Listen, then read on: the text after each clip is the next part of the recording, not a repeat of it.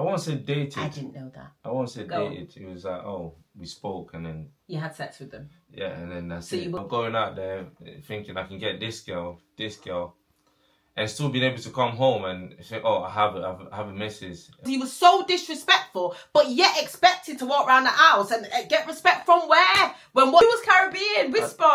Whisper the name now. Whisper it. Tell me, who was Caribbean? That's a part of nearly us breaking up.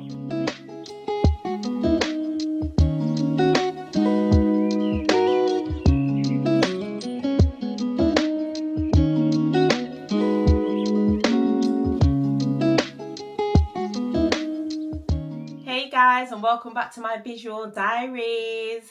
At this point, I should be saying, hi guys, welcome back to Maryam and 99 Stories in One.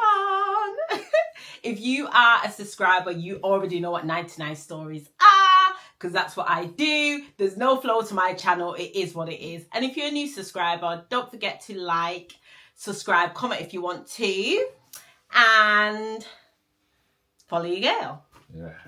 I'm here with the hopes by popular demand.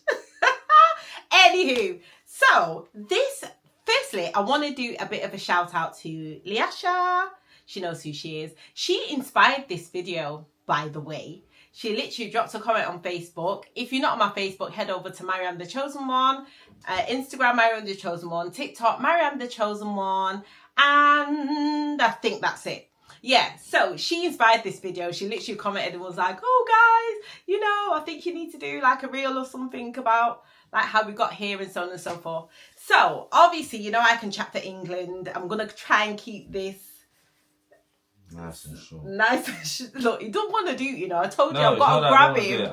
I'll do it. It's nice, you know, but I'm going to keep it nice and sweet. I might do a part 2 if I need to. We'll see. I might even do like a series of how we got here, like a couple of videos, like a playlist, so on and so forth. So obviously you guys have come at a time when we have found peace in our marriage. We are good to go.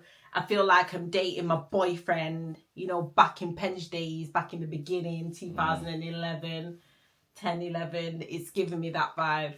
So I didn't think this day would even come, trust me, or this period will come the way we didn't even like each other at one point. But we're here and we give thanks to God. Big journey, innit? But I like, do you know what? I believe that every journey that we go through has a reason and a purpose to it. And we found the silver lining, because I'm quite open. He's learnt to be quite open. He never used to be, by the way. But when you're with an extrovert like me, you kind of got to go with the punches. So I like sharing. I like talking. I like, you know, being expressive about my relationship and the hurdles and stuff that we face. I feel like people can benefit from it in some way, shape or form that's around me, or my YouTube family like yourself. So today's video is going to be, I was going to do top 5. We might do top 5 because there's been many hurdles that we've had to overcome in our marriage to get to where we are. But we'll just kind of stick to maybe like 5 or 6. It's going to be like an open discussion really that I've chose to join you guys in on. So it's nice. I think it's nice to also speak about it. It might help us individually, yeah, and anyone that's watching. Yeah, of course, because I know, you know, especially in like the Caribbean or the African culture, the ethnic culture, is that whole stigma against not talking about your business and don't tell nobody your business and all this rubbish. Listen, that's why there's so many broken homes and there's so many single parents and so on and so forth. Hey, excuse me guys, I'm recording a video, you know. Children. Yeah, so, and I've always kind of just never understood it. Like, how do you know? Like, somebody could like let's talk about it. Let's not just put on this picture that everything's perfect when it's really not. Do you know what I mean? And there's other people going through it and you're just stuck in this rut thinking you're the only people going through stuff, because he used to think that. If we had any problems, he'd be like, I'm sure this person doesn't go through that, and I'm sure that person doesn't go through that. And I'm like, obviously these are people that we know that have been either married or in a long-term relationship for a long time, and they do paint that picture that everything's perfect when it's clearly not. Yeah. And I used to explain to him, like, You just don't know. It's just that they're super duper duper duper private, and you marry somebody that's not. Do you know what I mean? So he understands it now. We're not the only people, you know. Anywho, let's jump straight back into the video. So I'm gonna hit off with I want to hit with you then. You go first. So what would you say your biggest hurdle or problem in our relationship, marriage, because obviously we had a relationship before a marriage. How many years of relationship? What was one of your biggest things that you had to overcome within the marriage relationship in order to get to the point where you are now? Wow. Where we are kind of teenagers in love, flirting. Don't buy me, you know, buy £1 cafe by tea. I think, like you said, I think it's just a long list. Yeah. But within that long list, I think the main ones, what I can think of now is... They say the most tedious one to know as number one. So we'll start off with the small ones. Go on. You know, I'll start with culture. Culture difference. All right, go on then. Like, I come from an African background. You come from a Caribbean background. Yeah, he's Congolese. Yeah. My dad's family are from St. Kitts and my mum's family from Jamaica. So I'm a proper Caribbean blend. Really mixed, yeah. Yeah. But where I'm just straight Congolese. Back home, yeah. I think growing up, the diversity of family, you know, the people that I grew up around, what I've grown to see, is more of, women follow men's lead. Okay. You know, we lead. And obviously, when I met you, seeing your family, what's the word I'm looking for? Our family dynamic. That's the word, dynamic. I think you grew up around strong black women, and you know we do this, and we don't need man. And I just think, like, me coming into at first, I was like, whoa, like perfect example. Even when it comes to parties, and the uncles sit back, the ladies take control, and I just think, what? But where I come from is no, we lead, we plan it. The women go and do the cooking, and they do this, and we go out, we bring the money. But it's not the girls get together. Oh, you chipping. I think, to me, it was a bit strange at first. Can I interject? No, another thing as well, that's just popped in my mind now, is it's in terms of the culture difference. His family couldn't grasp or couldn't even stomach the fact that when he met me, I was okay. Like I had my own job, I had my own place, I had my own car, and I was paying all my bills. That's an issue in their culture because it highlights that women that we actually, you're not needed. Obviously they're needed, but if you're not here, we've got this covered here. Remember there was a time. Yeah, but I'm not going to go into it, but at one point you were wanting me to give up my place. Yeah, and move into that's your place. That's because what I grew up to know is my mum's never worked a day in her life. So I've just known, men go out, they work, and women are meant to just take it easy. You know, your job is at home. Which is a graft. Yeah, you be a mom, be a wife. You know, you do you at home. We're meant to go out there, hunt. You know, look for it. It's not just my family. I've seen my uncles, my grandmas, and family friends, and I think, to me that was the norm. That was the normal life. And then when you meet a woman, you add. It wasn't where you bring in, I bring in, and then. Am I making sense? Okay, but with that being said, in terms of the culture, I find that yes, women don't work in your culture, and yes, men bring in all the things, but what comes with that is because you don't work and you ain't been to school and you can't speak English, then he thinks he can come give you a bun. No, yes. Because what happened is that they sit down and keep their mouth closed because they're saying, well, boy, let me just be a wife, and I know he's got Pitney out on the road, and I know he's lying down with some next secretary around the corner, but guess what? I ain't going to say nothing because I feel like he pays the bills. We can't paint that Do you understand? We can't paint that picture to not all. Africans. I'm not saying all. Yeah. No, not all at all. I think there are some African men that have got their own mind and do literally like it's all about the wife and their No, and don't even not that they don't consider, but they do understand that this is my new life, this is my wife and my children, and yous are my extended, and this is what's going to make me happy. But I think it all just depends on what influences your culture and your family and friends have on you. It's family and friends. That's a massive one. Okay, so because we can talk forever on this subject, and like I said, I'm not trying to have you guys not watch my video to the end. Don't forget to like and subscribe. I'm not having that. So if I can give you, half an hour video, you're probably going to watch 4 minutes of it. I'm not doing that because it gets juicy. If you don't know the nature of my videos, I start off, I kind of build a picture and it gets to the nitty gritty near the end, but half of you will never see the nitty gritty because you just don't stick into the end. Anyway, we move. As you were saying. Yeah. So how did you overcome the culture difference? Wow.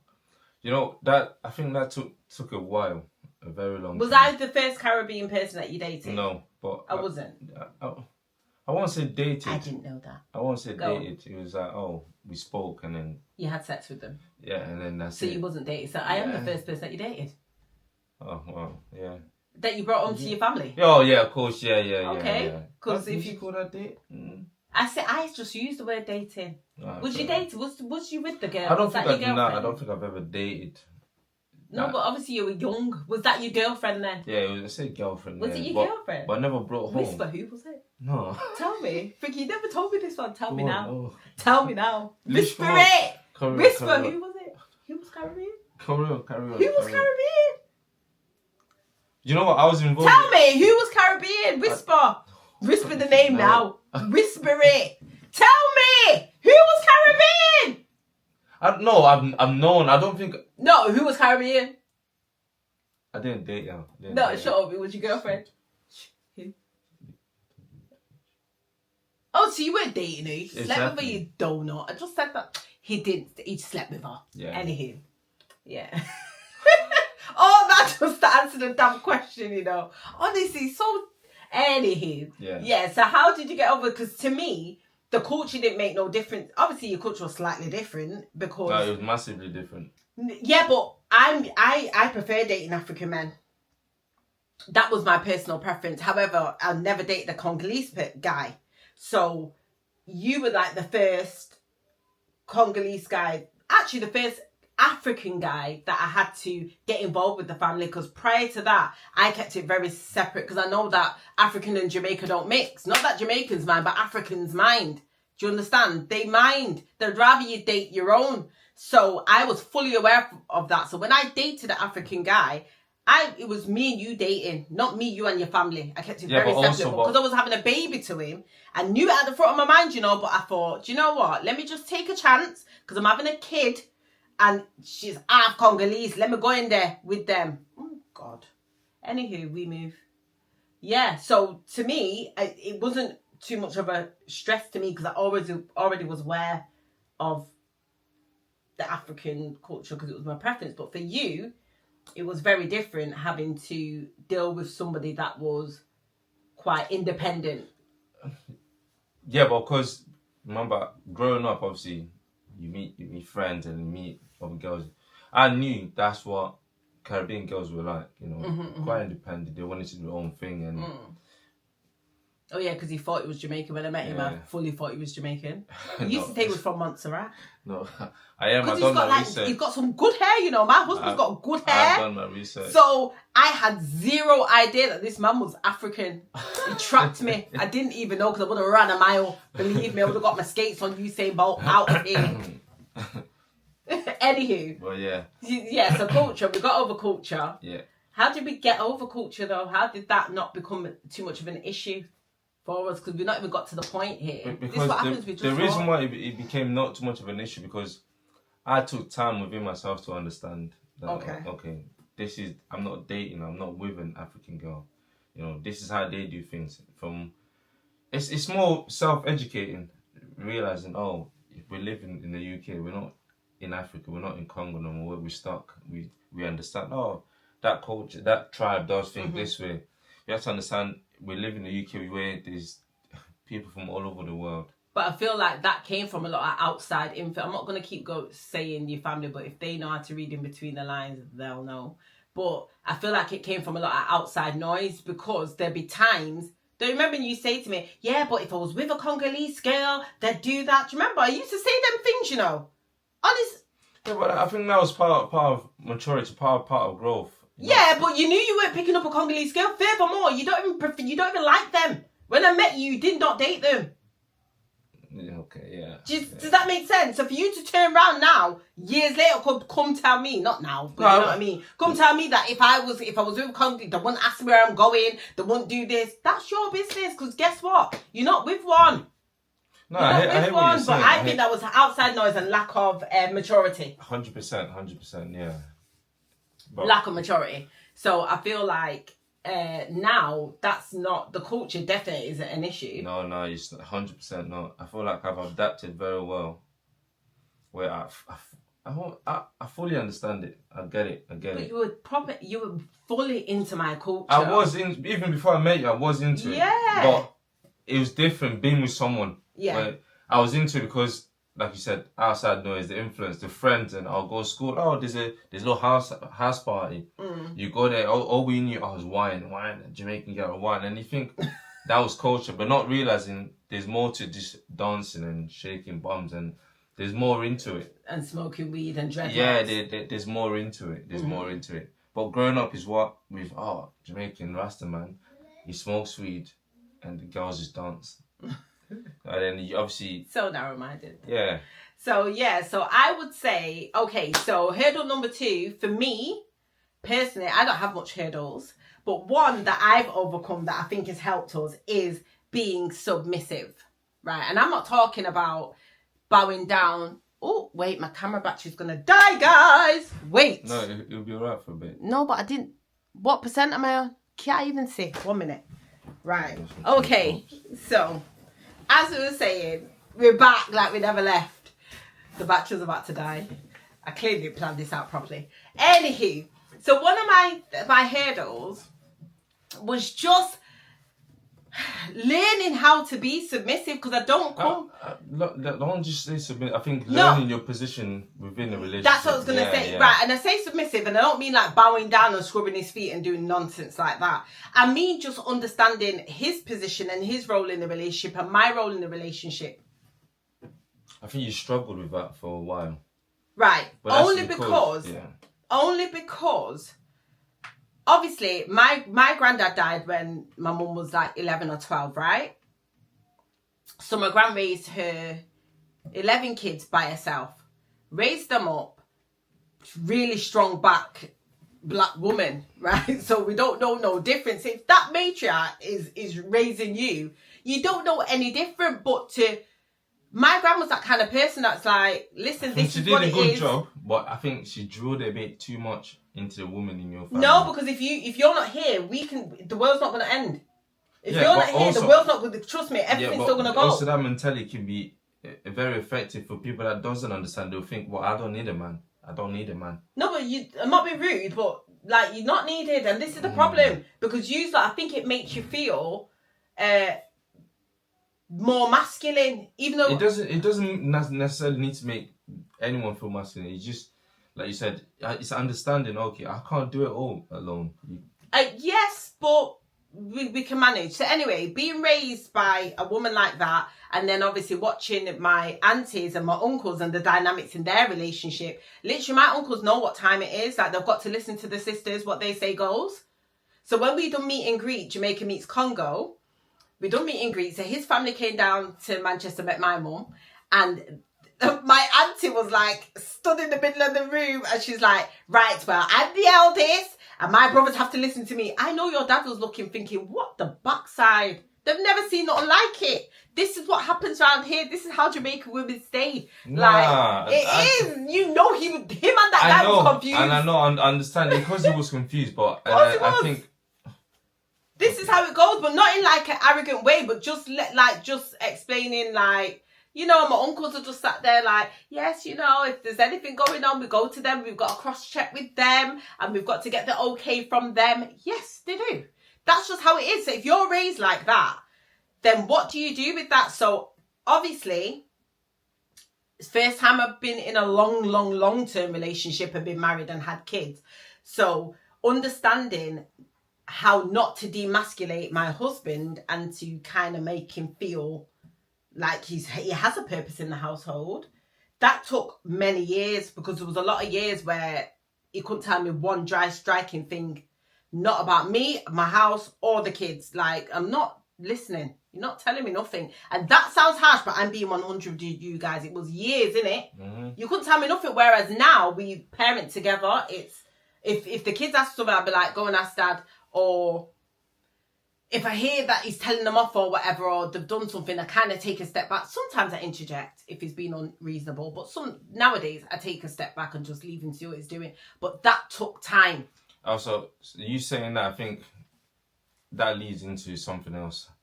Having a woman in the house that sometimes you feel like, oh, she's not listening, she's not respecting, she's not understanding the position. It leads, as men, I don't know, this is me talking from my perspective. Yeah. I'm sure other men out there that listening or watching, I think it'll make you feel like, you know what? This is what I got at home. This is my woman, but there'll be someone else out there that will willing to listen and not listen, just allow you to do what you want to do without no question. Keep it 100 with the people. Because it's not about listening. You know for a fact you couldn't take nobody telling you wanted to do exactly what you wanted to do, and no one's allowed to tell you nothing. Yeah, no. Tell the truth that God loves. Yeah, I understand that, but I'm not just do anything you want to do. Yes. Oh, okay. Tell the truth that God loves. You want to do anything you want, literally, no questions asked, and no one to tell you nothing. He's not used to it because of the culture. Let's go back to culture. He wasn't used to it because in the culture, the men can do and say as they please, and women say, okay, okay. There's no okay over here. So like I said, it was for me finding the balance where, yes, now I still kind of like, well, no, if I feel like it's no, but sometimes I do take a step back. But that also came with regaining trust and respect, because it goes hand in hand. If you're being disrespectful, how are you expecting respect back? That took years for me to drill that into the guy. Years, because he was so disrespectful, but yet expected to walk around the house and get respect from where? When what you're doing is nowhere, doesn't even warrant respect. That disrespect also comes from, once again, you go back. Yeah. It's the immaturity. You're not realizing. 100%. It's a team here. It's not I run this, and it's not the I team. It's a team. So I think the disrespect came from not understanding that. Oh, okay. You're actually with someone. You don't. Do you know what's so mad though? I'm gonna tell you what's so mad, because it almost like, so when I met him, 99 stories in one. I said I wasn't gonna do 99 stories. I'm back doing 99 stories. 99 stories in one. When I met him, honestly, he was so mature that he literally sold me a dream. That's how he got here. Like, I don't understand. Like, he sold me a dream. He was so different, and he was so mature and just so attentive and just so lovely. And you are like that. And I'm not going to take that away from him. Like, I literally have the best guy. He's so attentive. Like, if I'm sick, trust me, he knows how to take care of me. Even, obviously, my mum's my mum, but even better than my mum. Do you understand what I mean? Like, he knows how to look after me. Nothing's too much. If I go and piss and shit on the floor, believe me, he will clean it, or he will look after me. Does that make sense? Some man will walk out and be like, yo, you better call your friend, you know, boy. But he's that person. He's not like, you've always kind of been a provider. When it comes to that, even from when I first met you when you were young, you just got that in you. It's so lovely. However, throughout the years, the outside influences, man, it had a major played a part. Yeah. Because at one point I was looking at him like, where did you come from? I don't even know you. I don't know you. I don't know you, and you need to stay over there, because I don't know where it picked up that bad behaviour. Listen, the disrespectful was real, and remember, I'm quite volatile when I'm ready. Do you know what I mean? And if I have enough, that's it, kind of thing. But he wasn't always like that. But like I said, it all came with respect. You see, when he started regaining back the respect for A, the journey we've been on, B, the fact that I'm still here, be thankful, please. Get on your knees every day and pray and give thanks that, okay, why is Maryam still here? Like, you need to. And I feel like that's when you started to appreciate, because technically I shouldn't be here. I think that's a massive one, you know, like you said. If there's been disrespecting within a relationship, and you sit back and realize, wow, this is the one that stuck by me, man. You know, when I had nothing, before I went and got this amazing job, and before I become this man, before I become this guy that all the girls looked at and outside. I think until you sit back and realize this is the one that stood by, and then you're not going to be able to get to, what's the word I'm looking for? Anyway, if it comes out. It's all right. Yeah, I just feel like he lost sight. And I think it happens with a lot of people. So we're going to use, like you get, all right, we're going to talk about celebrity, for example. So you get a celebrity, right? And when you see the ones like the Ice Cubes and that have been with their missus from the beginning, before any fame and fortune, from the beginning, they're still with that same woman. And then you get the ones that turn Hollywood all of a sudden, and why? They don't want the little regular old Joe that was there before. They want somebody in the industry, somebody that looks like this, somebody that, whatever the case may be, forgetting that really the one that was there with the nitty gritty was the one that you should have stuck with. Now, I feel like it was similar because I met you and you didn't have nothing. You was a student, you didn't have zero. No, of course, yeah. Right? You didn't know nothing about life. You didn't even have a proper bank account. You didn't have anything. You didn't even have a phone on contract. That's how deep it is. And I taught you everything that you know. It's almost like building somebody up to success. And now they've reached that point, you're no use to them anymore. Oh, God, no, I don't need you. Now, all of a sudden, I'm going to go out and I want to get this gal and that gal because I can. And, my fashion's changed. My back's broad. I'm not wearing an extra small, XX small. Yeah, used to wear XX small. Now his back's broad. He's wearing large to backside. Do you understand? That's all me. Like, don't bright yourself. That is all me. Any woman that looks at you on the road, they're seeing me. Are you joking? They are seeing me. The things I've done for you, not even your own family could have done for you. Try no. One of them ones. So when you're confident in your thing, of course you're going to look at the person like, are you taking the mick? Of course you're not going to accept that disrespect from where when you didn't have nothing. Are you joking? You didn't even know your own size clothes. I know people probably think, what disrespect? You think, what sort of disrespect? Go on then. All right, is this we're going on to number 3? Go on then. Number 3. There will be people probably sat there and thinking, what disrespect? You keep saying disrespect. The disrespect I'm talking about. There's a long line of disrespect. Go on. Infidelities of going out there thinking, I've got a woman at home. We can do a separate video on that because that's a long video. Yeah. But we will touch on it because I ain't shy. Going out there thinking I can get this girl, and still being able to come home and say, I have a missus. That's sort of disrespect we're talking about. Yeah. And what else? What do you mean by and what else? You used to put your whole family before me. I was second on the picket list. Of course, yeah. I mean, I was second on the picket list. That we'll go back onto talking about family. The reason why family. That was a hurdle. Like it was a constant problem. Outside sources, I kid you not, the list can go on, and it's nothing really per se. Because when it was just us, we were good to go. The moment outside people got involved, it was just a hindrance. It's a hindrance. The reason why family played a massive part of this, I think my family didn't understand that, okay, I'm with someone a little bit older than me. I'm with someone that's from a different culture that looks at life differently than the way we look at life. Growing up, I think I was very sheltered. Yeah. Yeah, if that's a word. Very sheltered. To me, like I said earlier on, smoking weed and having dread, to me I thought everyone that had dread and smoked weed, they were Jamaican. Not realising, no, it doesn't work like that. But yeah, family was a massive part of it. It played a massive part of nearly us breaking up and massive part. Yeah. Listen, we could talk on. There's so many subjects that we can talk on. This video is not long enough for it, so we'd have to do different videos on all the individual subjects if you're comfortable with it. No, of course. Yeah. But yeah, for sure. I feel like what was that one again? Family we're talking about. Family. What was it? So we've covered culture, being submissive. Yeah. So to me, if once the disrespect stopped, in terms of it took a decade. Oh my God, it took a whole decade. A whole decade of him understanding what had been drilling in his head from the get-go. Do you know how frustrating that is? Let me add. But do you know what it is? You would wonder why. How come you stayed? That's for another video, right? I do another video. Why did you stay? That's a whole nother video. Long story short, I don't want to get. That's a different video. I'm gonna save it. I better make a note. I think, like you said, if it took a decade, I think as a man you have to realize, you know what?